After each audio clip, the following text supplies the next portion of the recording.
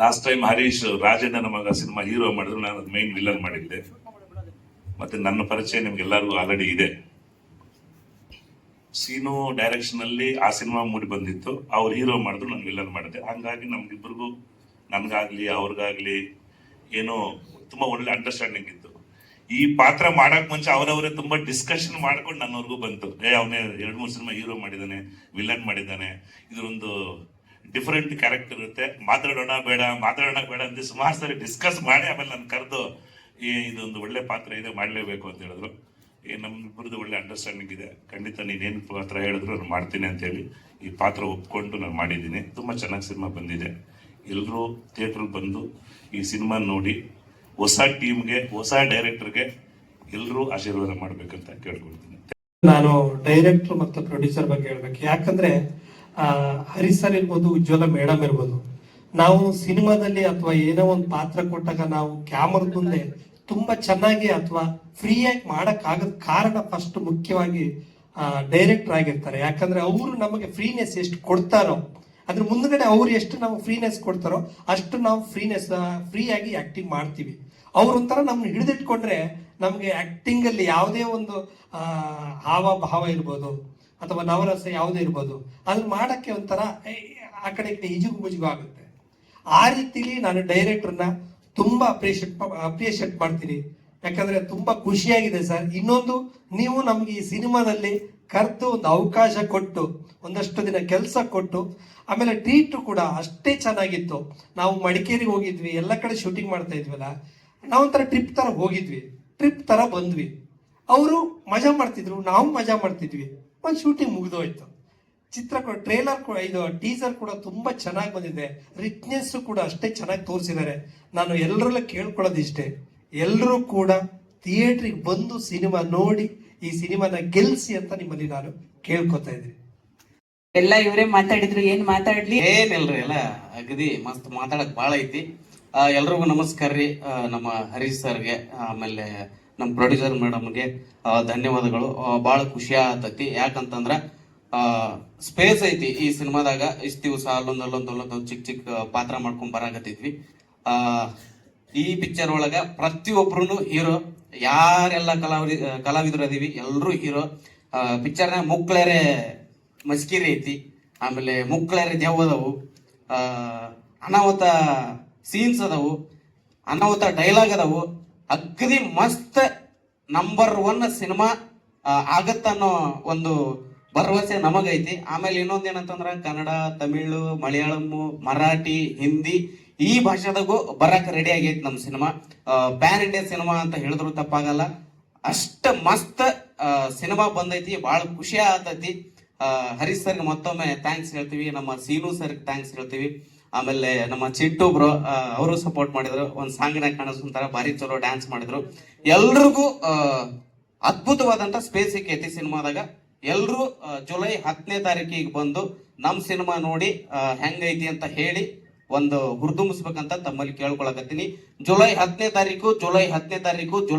ತಾರೀಕು ಮರ್ಯಾಕ್ ಹೋಗ್ಬಿಡ್ರಿ. ಮಕ್ಕಳರೇ ಮಸ್ಕಿರಿ ಐತಿ.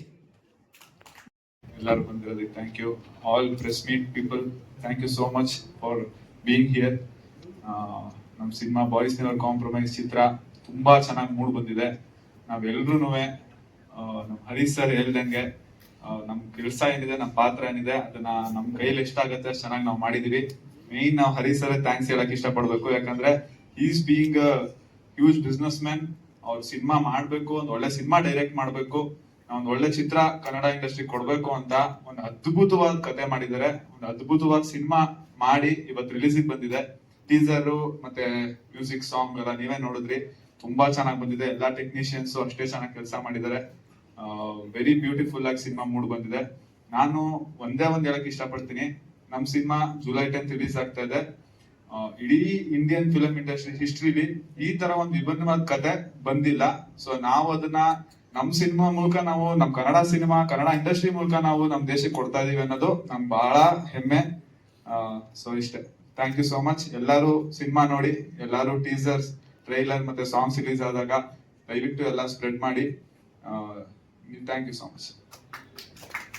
ಸಿದ್ದಣ್ಣ ಬಂದಿದ್ದಾರೆ. ಎಲ್ಲ ಸಿನಿಮಾದಲ್ಲಿ ಎರಡೆರಡು ಕ್ಯಾರೆಕ್ಟರ್ ಅಲ್ಲಿ ಒಂದು ಕಾಮಿಡಿ ನೋಡಿ ನೋಡಿ ಅಭ್ಯಾಸ ಆಗಿರುತ್ತೆ. ಆದ್ರೆ ಇದರಲ್ಲಿ ನಾವು ನೋಡಿದ್ದೆಲ್ಲ ಕಾಮಿಡಿ. ಇವರೆಲ್ಲ ಮಾಡಿದ್ದು ಈಗ ಆಲ್ರೆಡಿ ಯೂಟ್ಯೂಬ್ ಅಲ್ಲಿ ಇರ್ಬೋದು, ಇನ್ಸ್ಟಾದಲ್ಲಿ ಇರ್ಬೋದು, ರೀಲ್ಸ್ ಅಲ್ಲಿ ಎಷ್ಟು ನೋಡಿದ್ರು ಇವರೇ ಕಾಣಿಸ್ತಾರೆ. ಯಾಕಂದ್ರೆ ನಾವು ಬೆಳಗಿಂದ ರಾತ್ರಿವರೆಗೂ ಕೆಲಸ ಮಾಡ್ತೀವಿ, ಬಂದ್ಬಿಟ್ಟು ಇನ್ಸ್ಟಾಗ್ರಾಮ್ ಯೂಟ್ಯೂಬ್ ಓಪನ್ ಮಾಡಿದ್ರೆ ಫಸ್ಟ್ ಕಾಣೋದು ಇವರೇನೆ. ಇವರೆಲ್ಲರೂ ಸಿನಿಮಾನ ನಾನು ವರ್ಕ್ ಮಾಡ್ತಾ ಇದ್ದೀನಿ, ಬ್ಯಾಕ್ ಗ್ರೌಂಡ್ ಸ್ಕೋರ್ ಮಾಡಿದ್ದೀನಿ ಅಂತ ನನಗೂ ಖುಷಿ ಇದೆ. ಆಮೇಲೆ ಅಷ್ಟು ಕಾಮಿಡಿ, ಇಷ್ಟು ಜನ. ಹೌದಲ್ಲ? ಓಕೆ, ಏನ್ ಹೇಳ್ತೀರಿ ಬಾಯ್ಸ್ ನೆವರ್ ಕಾಂಪ್ರಮೈಸ್ ಬಗ್ಗೆ, ತಮ್ಮ ಪಾತ್ರದ ಬಗ್ಗೆ? ಮೊದಲಿಗೆ ಇಲ್ಲಿ ಇರುವ ಮಾಧ್ಯಮ ಪ್ರತಿನಿಧಿಗೆ ನಮಸ್ಕಾರ, ಶುಭೋದಯ. ಸ್ವಲ್ಪ ಮೈಕ್ ಮೇಲೆ ಇಟ್ಕೊಳ್ಳಿ.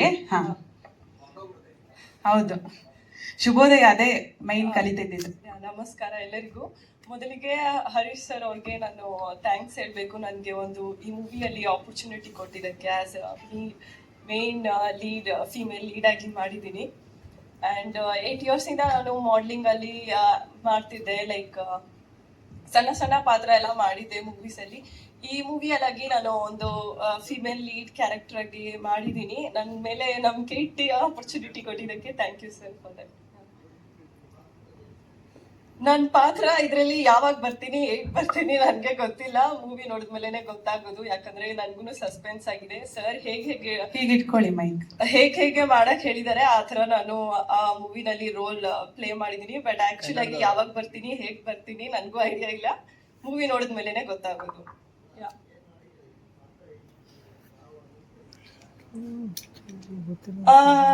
ಈ ಮೂವಿಯಲ್ಲಿ ಮೇ ಬಿ ನಾನು ಜಾಸ್ತಿ ರಿವೀಲ್ ಮಾಡೋಕ್ಕಾಗಲ್ಲ. ಬಟ್ ಸಣ್ಣದಾಗಿ ಹೇಳ್ಬೇಕಂದ್ರೆ kind of like play girl, may be romantic scene play ಮಾಡೋ ಥರ ಇದ್ದೀನಿ ಬಾಯ್ಸ್ ಜೊತೆಗೆ.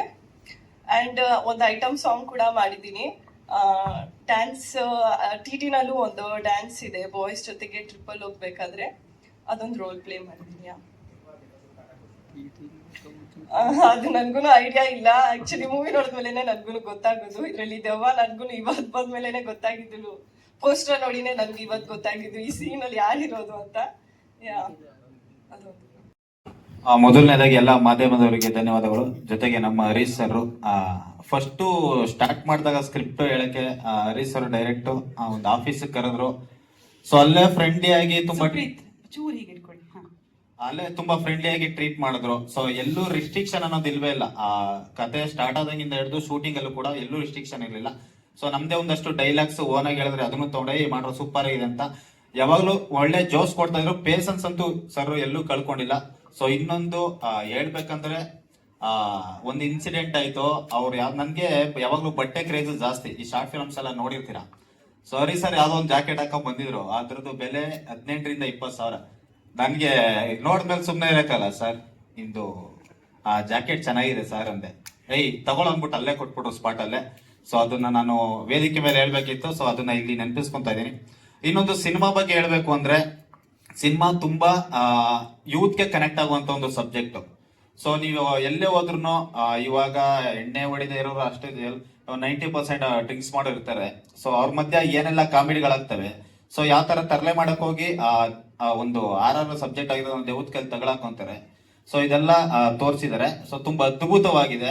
ಇವಾಗಲೇ ಟೀಸರ್ ನೋಡಿದ್ರ, ಟ್ರೈಲರ್ ಕೂಡ ಸಖತ್ತಾಗಿದೆ, ಸಾಂಗ್ಸ್ ಅಲ್ಟಿಮೇಟ್ ಆಗಿದೆ. ಸೊ ದಯವಿಟ್ಟು ಜುಲೈ 10ಕ್ಕೆ ನಮ್ಮ ಸಿನಿಮಾ ರಿಲೀಸ್ ಆಗ್ತಿದೆ. ಸೊ ದಯವಿಟ್ಟು ಎಲ್ಲರೂ ಥಿಯೇಟರ್ಗೆ ಬಂದು ಸಿನಿಮಾ ನೋಡಿ.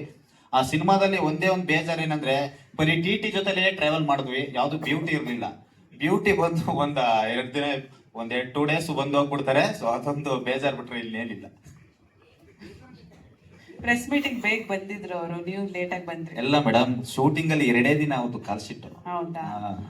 ನಮ್ ಸಿದ್ದಣ್ಣನ್ ಮುಖ ನೋಡಿ ನೋಡಿ ಡೈಲಿ ಇದಾಗದಾಯ್ತು. ನಾವು ಡಿಪ್ರೆಷನ್ ಆಗಿದ್ಯಾ? ಡಿಪ್ರೆಷನ್ಗೆ ಹೋಗ್ಬಿಟ್ಟಿದ್ವಿ. ಬಟ್ ಇನ್ನೊಂದು ಸಬ್ ಟೈಟ್ಲು ಸ್ಟಾರ್ಟಿಂಗ್ ಹೋದಾಗ್ಲೂ ಬಾಯ್ಸ್ ನೆವರ್ ಕಾಂಪ್ರಮೈಸ್ ಟೈಟ್ಲು ಚೆನ್ನಾಗಿದೆ ಸರ್. ಸಬ್ ಟೈಟ್ಲು ಗೆಸ್ ಮಾಡಿ ಅಂದ್ರು.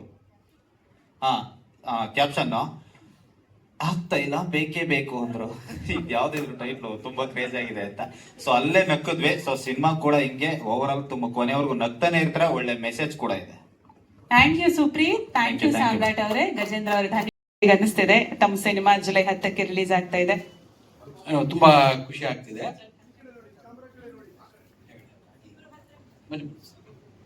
ತುಂಬಾ ಖುಷಿ ಆಗ್ತಿದೆ. ಇದು ನಾವು ಅವ್ರ ಜೊತೆ 2 ಸಿನಿಮಾ ಮಾಡಿದ್ರು ನಮಗೆ ಸೋಲು ಗೆಲುವು ಅನ್ನೋದು ನಮಗೆ ಮುಖ್ಯ ಅಲ್ಲ.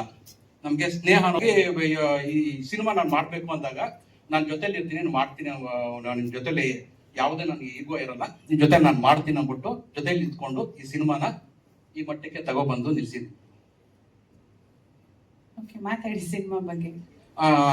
ಸಿನಿಮಾ ಬಗ್ಗೆ ಆಲ್ರೆಡಿ ನಿರ್ದೇಶಕರು ಹೇಳಿದ್ದಾರೆ, ಇನ್ನು ನಾವು ಹೇಳೋದು ಎಲ್ಲ ತುಂಬಾ ಚೆನ್ನಾಗಿ ಮೂಡ್ ಬಂದಿದೆ.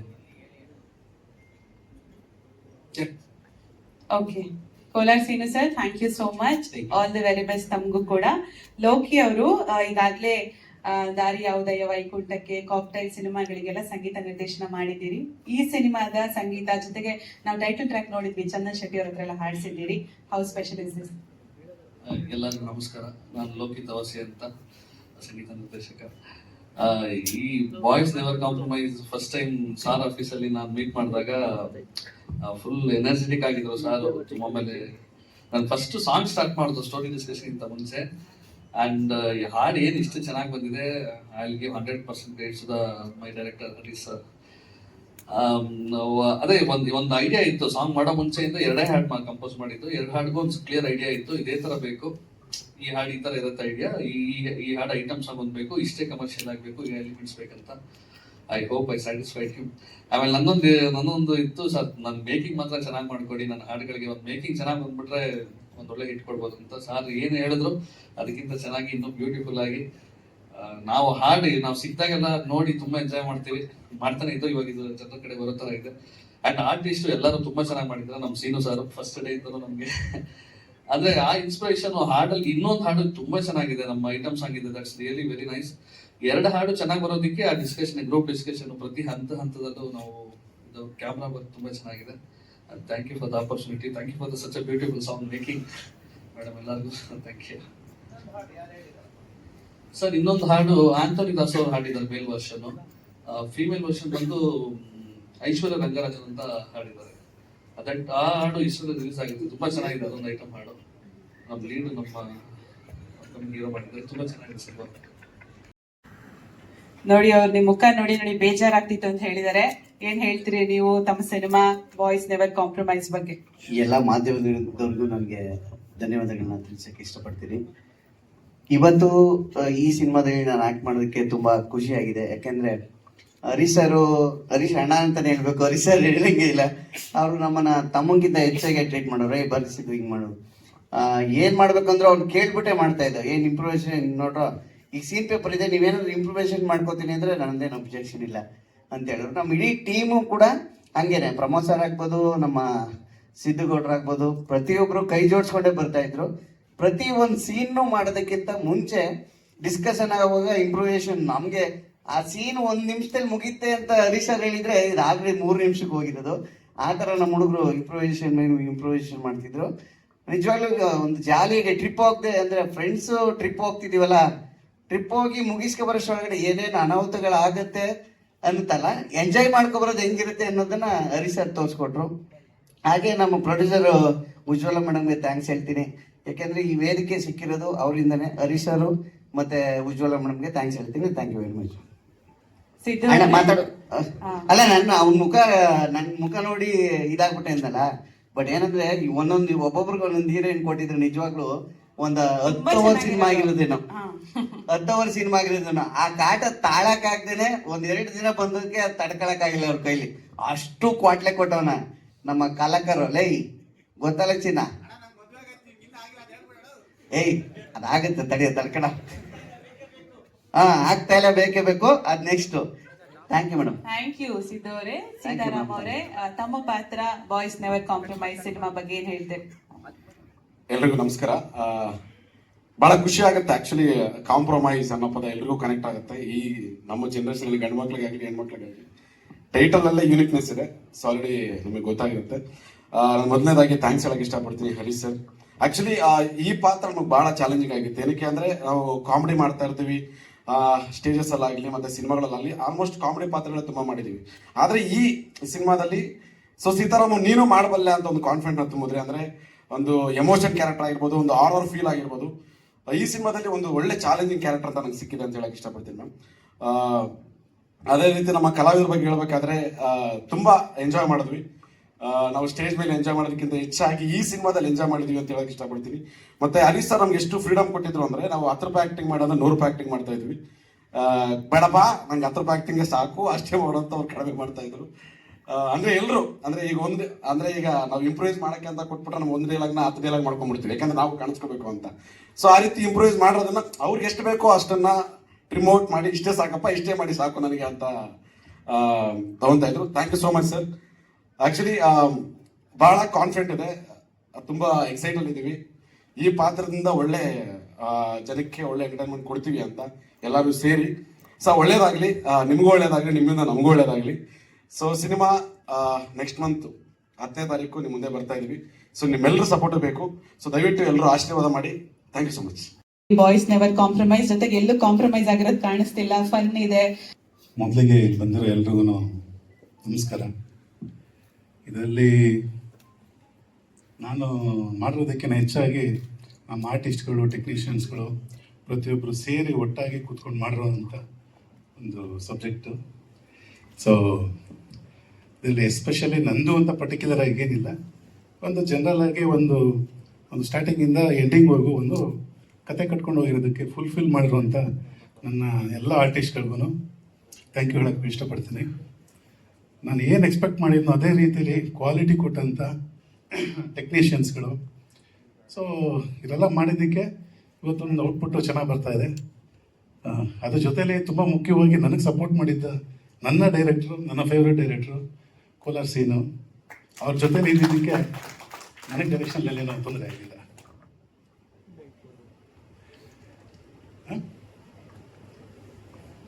ಈಗ ಏನು ಟೀಸರ್ ನೋಡಿದ್ರಿ, ಈಗ ನೆಕ್ಸ್ಟ್ ಒಂದು ಅನದರ್ 15-20 ಡೇಸಲ್ಲಿ ಮತ್ತೆ ಒಂದು ಐಟಮ್ ಸಾಂಗ್ ಅಂತ ಇದೆ, ಅದನ್ನು ರಿಲೀಸ್ ಮಾಡ್ತಾ ಇದ್ದೀವಿ. ಅದಾದ ನಂತರ ಸುದೀಪ್ ಅವ್ರ ಕೈಯಲ್ಲಿ ಟ್ರೈಲರ್ ಲಾಂಚ್ ಮಾಡೋಣ ಅಂತ ಇದ್ದೀವಿ. May be July first week. ಆನಂತರ ಜುಲೈ 10th ರಿಲೀಸ್ ಮಾಡೋಣ ಅಂತ ಎಲ್ಲ ಪ್ಲಾನಿಂಗ್ ಎಲ್ಲ ಇದೆ. ಬೇರೆ ಏನಾದರೂ ಕೇಳ್ಬೋದು ಸರ್? ಹೌದು ಸರ್, ಮೊದಲನೇ ಡೈರೆಕ್ಷನ್ ಸರ್. ಇದರಲ್ಲಿ ಡೈರೆಕ್ಷನ್ನು ಅಂತ ಏನು ಎಲ್ಲೂ ಅನಿಸಿಲ್ಲ ನಮ್ಗೆ ಗೊತ್ತಿರೋಂಗೆ. ನಮ್ಮ ಟೀಮ್ಮೇಟ್ಸ್ ಆಗಲಿ, ನಮ್ಮ ಆ್ಯಕ್ಟರ್ಸ್ಗಳಾಗಲಿ ಅಥವಾ ಟೆಕ್ನಿಷಿಯನ್ಸ್ ಅಲ್ಲಾಗಲಿ ಎಲ್ಲ ಒಟ್ಟಿಗೆ ಜೊತೆಲೇ ಇದ್ದು ನಾವು ಆ್ಯಕ್ಟ್ ಮಾಡ್ತಾ ಇದ್ವಿ, ಅವರು ಆ್ಯಕ್ಟ್ ಮಾಡ್ತಾ ಇದ್ರು. ಆ್ಯಂಡ್ ಆಲ್ಸೋ ಟೆಕ್ನಿಷಿಯನ್ಸ್ ಈ ಥರ ಬರಲಿ ಅಂತ ಹೇಳ್ಕೊಡ್ತಾ ಇದ್ರು. ಪ್ಲಸ್ ನಮ್ಮ ಕೋ ಡೈರೆಕ್ಟ್ರು ಎಲ್ಲ ಒಂದು ಲೊಕೇಶನಿಂದ ಹಿಡಿದು ಪ್ರತಿಯೊಂದು ಎಲ್ಲ ಪರ್ಫೆಕ್ಟಾಗಿ ಪ್ಲ್ಯಾನ್ ಮಾಡಿ ರೆಡಿ ಮಾಡ್ತಿದ್ರು. ಸೊ ಇಲ್ಲಿ ನಾವು ಡೈರೆಕ್ಷನ್ ಮಾಡಿದ್ವಿ ಅಂತಲೇ ಅನಿಸಿಲ್ಲ, ಜಸ್ಟ್ ಒಂದು ಸಿನಿಮಾನ ಫನ್ ಆಗಿ ಎಂಜಾಯ್ ಮಾಡಿದ್ವಿ ಅಂತ ಅನಿಸ್ತಾ ಇದೆ ಸರ್. ನಮ್ಮ ಬಾಯ್ಸೇ ಅಂತಲ್ಲ, ಎಲ್ಲ ಬಾಯ್ಸಲ್ಲೂ ಕೆಲವೊಂದು ಇರುತ್ತೆ ರಿಕ್ವೈರ್ಮೆಂಟ್ಸು, ತೊಂದರೆಗಳಿರುತ್ತೆ. ಅದರಲ್ಲೇ ಕೆಲವೊಂದು ಕಾಂಪ್ರಮೈಸ್ ಆಗ್ತಾರೆ, ಕೆಲವೊಬ್ರು ಕಾಂಪ್ರಮೈಸ್ ಆಗಲ್ಲ.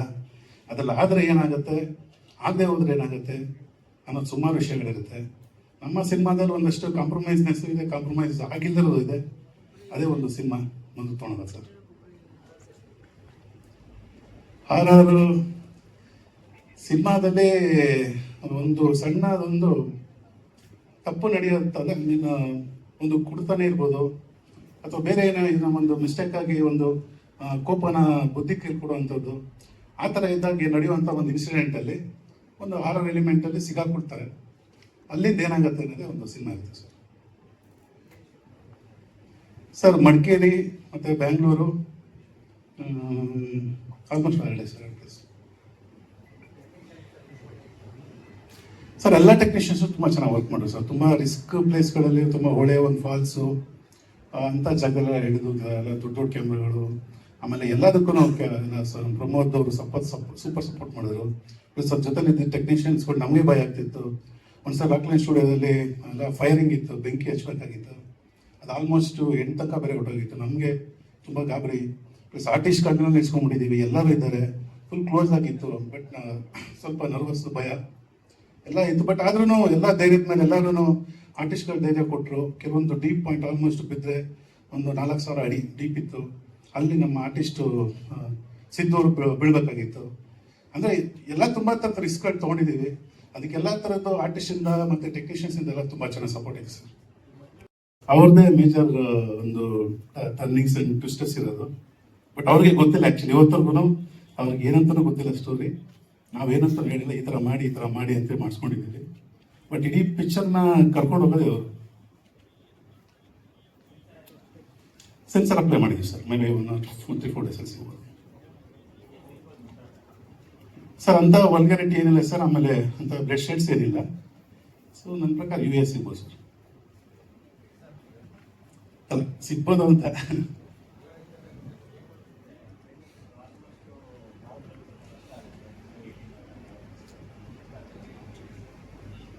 ಸರ್ ಇವಾಗ ಏಕೋಟೆ ದುರಂಧರ್ ಪಿಕ್ಚರ್ ಓಡ್ಬಿಡ್ತು, ಎಲ್ಲ ಪಿಕ್ಚರ್ಗಳು ಹೇಗೆ ಓಡ್ತಾ ಇದೆ ಇವಾಗ.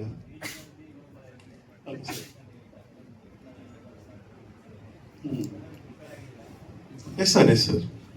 ಅಲ್ಲ, ಅದು ಅಷ್ಟೇ ಬಿಟ್ಟು ತುಂಬ ಏನೋ ಅವ್ರಿಗೇನೋ ಅನಿಸ್ತು ಅಂತಂದ್ರೆ ಅದರ ಆಪ್ಷನ್ ಇರುತ್ತಲ್ಲ ಸರ್, ಮ್ಯೂಟ್ ಮಾಡೋದು ಇಲ್ಲ ಆ ಥರ ಮಾಡೋದೇ ನಾವು ಮಾಡೋಣ ಸರ್.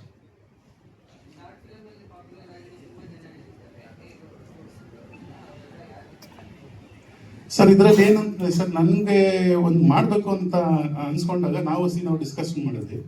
ಅದ್ರ ಜೊತೆಲಿ ಒಂದು ಆಡಿಷನ್ ಮಾಡಿದ್ವಿ.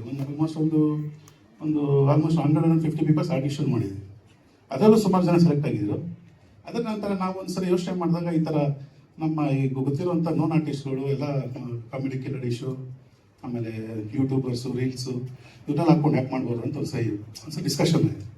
ಅದು ತಕ್ಕನಂಗೆ ಒಂದ್ಸರಿ ನಮ್ಮ ಗೊತ್ತಿರೋ ಗ್ರೂಪ್ ಕಡೆನ ಕೇಳಿದಾಗ ಅವರು ಇಮಿಡಿಯೇಟ್ ಒಪ್ಕೊಂಡ್ಬಿಟ್ರು. ಸ್ಟೋರಿ ಕೇಳಿದ್ರು, ಎಲ್ಲ ಇಷ್ಟ ಆಯಿತು. ಆಮೇಲೆ ನಮ್ಮ ಕ್ರೂ ತುಂಬ ಇಷ್ಟ ಆಯಿತು. ಸೊ ಹಂಗಾಗಿ ಅವರು ಖುಷಿಯಾಗೇ ಮಾಡಿದ್ರು. ಇದ್ರಲ್ಲಿ ನಾನು ಒಂದೂ ರಿಸ್ಟ್ರಿಕ್ಷನ್ ಮಾಡಿಲ್ಲ ಅವ್ರಿಗೆ, ಇದೇ ಥರ ಡೈಲಾಗ್ ಬೇಕು, ಈ ಥರನೇ ಪಂಚಿಂಗ್ ಬೇಕು ಅಂತ. ಅವ್ರವರೇ ಪೂರ್ತಿ ಡಿಸ್ಕಷನ್ ಮಾಡ್ಕೊಂಡು ಅವ್ರು ಆ್ಯಕ್ಟಿಂಗ್ ಬರ್ತಾರೆ ಸರ್. ಓಕೆನಾ? Thank you.